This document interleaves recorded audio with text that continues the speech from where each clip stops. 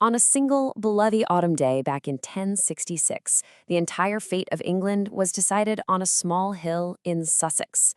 We're talking, of course, about the Battle of Hastings, a fight that didn't just decide who got to wear the crown, but would literally change the English language, its culture, and its destiny forever.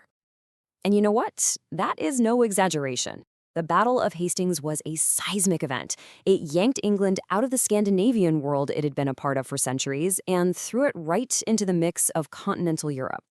To really understand how, we've got to rewind to the beginning of that very, very chaotic year. So, how does a massive three-way war for an entire kingdom even start? Well, it didn't begin with some grand invasion. It all started with a simple, classic political problem, the kind of thing royal families have nightmares about. When King Edward died, he left behind a seriously glittering prize. England was a united, rich, and pretty sophisticated kingdom. But here's a huge problem. He had no son, no daughter, no obvious successor. So his death was like a starting gun that was heard all across Europe. It created this massive power vacuum, and believe me, there were three very powerful, very ambitious men just waiting to fill it. Okay, so who were these guys? Each one of them was absolutely convinced that the English crown was theirs by right. Let's break down the main contenders. What's so wild here is just how different each of their claims were. First up, you've got Harold Godwinson. He's the ultimate insider, the most powerful noble in all of England. Plus, he's got the backing of the English council, and he says the old king named him successor on his deathbed. Then there's William of Normandy, a distant cousin who swears the throne was promised to him years ago. And to top it all off, he claims Harold himself swore an oath to support him. And finally, you have Harold Hardrada, the Viking king of Norway, with a claim based on some old political deal. Three men, three totally different arguments, and only one throne.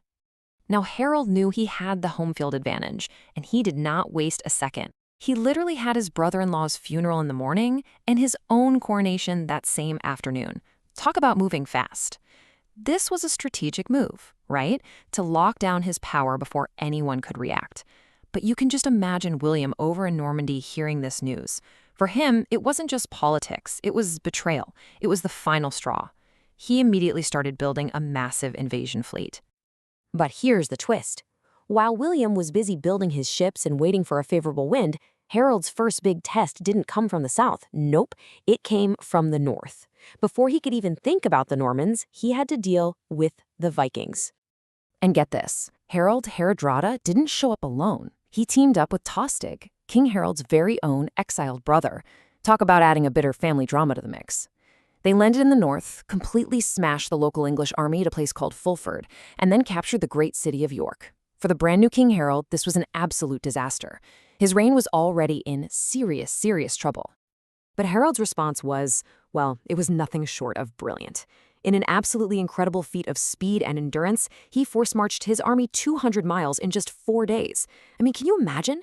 He caught the Norwegian army totally off guard at Stamford Bridge, so much so that many of them weren't even wearing their armor. The battle was a brutal, bloody, and decisive English victory. Both Hardrada and Tostig were killed. The Viking invasion was over. So Harold gets this amazing victory, right? He proves he's a tough, capable king. But here's the absolutely crucial catch. It was what we call a Pyrrhic victory. He won, but the cost was devastating. His army was battered, exhausted, and had taken heavy losses. And now they were 200 miles away from the south coast, which is exactly where the real danger was about to land. Just 3 days after his incredible triumph in the north, Harold gets the news he's been dreading all summer. William of Normandy has finally landed. His massive army is on the south coast. So exhausted and weakened, Harold has no choice. He has to turn his army around and march another 200 miles south to face a fresh, rested, and very powerful enemy. The final showdown for England was here. Okay, so the two armies that met near Hastings couldn't have been more different. Think of the English as a defensive powerhouse. They were almost all infantry, and their go-to tactic was the legendary shield wall, a dense formation of interlocking shields that was almost impossible to great head-on.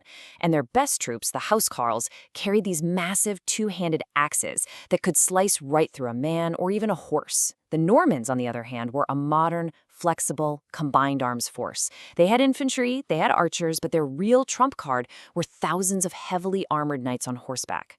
Their army was built for offense. The battle itself raged for the entire day, which was really unusual for the time. At first, things were going Harold's way.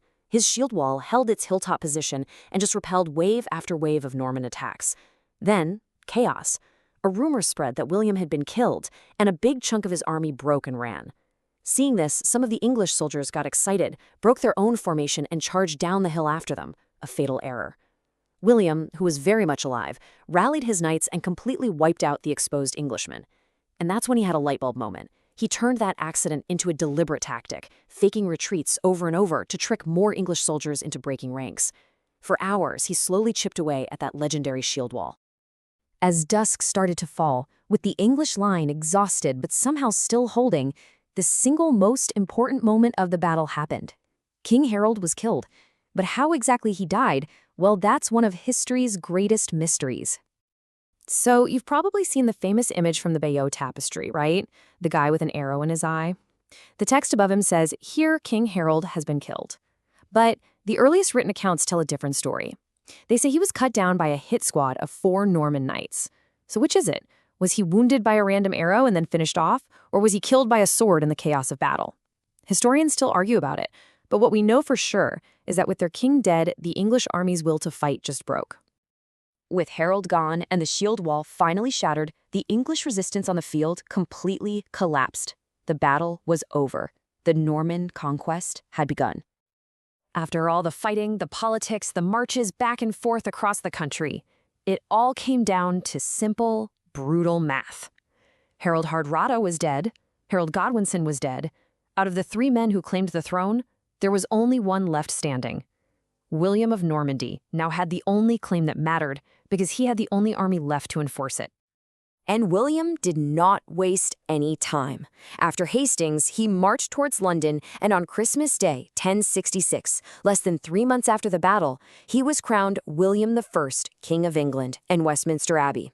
Sure, there were rebellions for years afterwards, and he crushed them all ruthlessly. But make no mistake, his grip on power was now absolute. So why do we still talk about this one battle almost 1,000 years later? Because the Norman conquest really did change everything. The Old English ruling class wasn't just defeated, it was systematically wiped out and replaced. The language of power became Norman French, which blended with Old English to eventually become the language I'm speaking right now.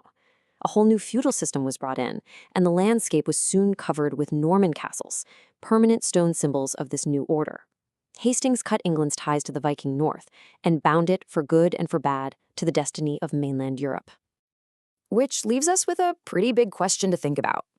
Was the Norman conquest this truly transformative event that created modern England as we know it? Or, when you boil it all down, was it just a case of one group of powerful invaders getting replaced at the top by another? It's a question that really shows just how complicated the legacy of that single bloody day in 1066 really is.